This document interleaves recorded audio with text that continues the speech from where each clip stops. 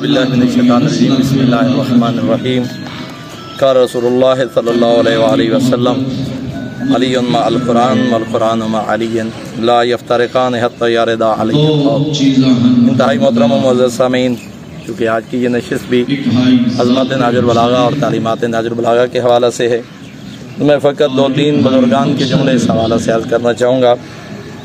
شارح نہج البلاغہ علیہ سنت عالم دین ابن ابی الحدید کہتے ہیں،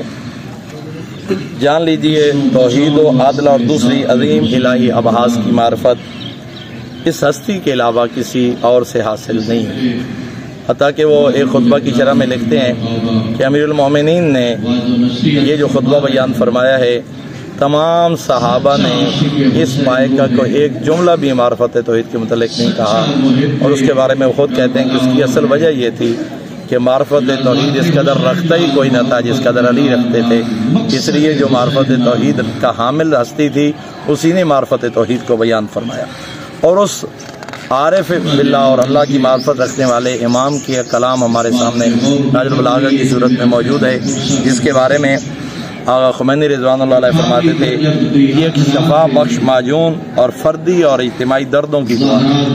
اگر انفرادی دکھوں کا علاج چاہتے ہو یا اجتماعی دکھوں کا علاج چاہتے ہو تو اس کی بہترین دوا جو ہے وہ نہج البلاغہ ہے۔ روحانی امراض کا علاج چاہتے ہو، اخلاقی لحاظ سے اپنے آپ کو صحت مند بنانا چاہتے ہو تو تم پہ نہج البلاغہ کی تعلیمات ضروری ہیں۔ اور آغا رابر آیت اللہ خامنہ ارشاد فرماتے ہیں، نہج البلاغہ حقیقت میں علی ابن ابی طالب کی تعارف اور پہچان کی کتاب ہے۔ نہج البلاغہ ایک مجسم انسان کامل ہے۔ نہج البلاغہ اسلام کی بے نظیر میراث ہے، جس سے زندہ رکھنا فقط شیعہ نہیں بلکہ تمام مسلمانوں کا اولین فریضہ ہے۔ تو محترم سامعین، فقط شیعہ نہیں،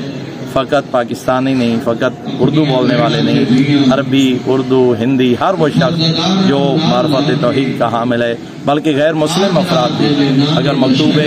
امیر المومنین جو مالک اشتر کو لکھا تھا، آج اگر کوئی اصول حکومت سیکھنا چاہتا ہے نہج البلاغہ کی طرف آئے۔ اس لیے آغا محمد رشید نے فرمایا تھا کہ یہ صرف نہج البلاغہ نہیں ہے، یہ نہج الفصاحہ بھی ہے، یہ نہج الاخلاق بھی ہے، یہ نہج السیرہ بھی ہے، یہ نہج الاسلام بھی ہے، یہ نہج المعرفہ بھی ہے۔ قرآن کی طرح جس پہلو سے اس کو پڑھنا چاہو گے تمہیں علی کی یہ کتاب بول کے اس کا جواب دے گی۔ واحد کریم اللہ نے نہج البلاغہ پڑھنے کی، پڑھانے کی، اس پر عمل کرنے کی توفیق عطا فرمائے، اور مظلوم امام کے اس مظلوم کلام کو ہمیں عام کرنے کی توفیق عطا فرمائے۔ تو یہ دعوت فکر ہے تمام محبان اہل بیت سے، تمام محبان اسلام سے، تمام خدا کی توحید کا اقرار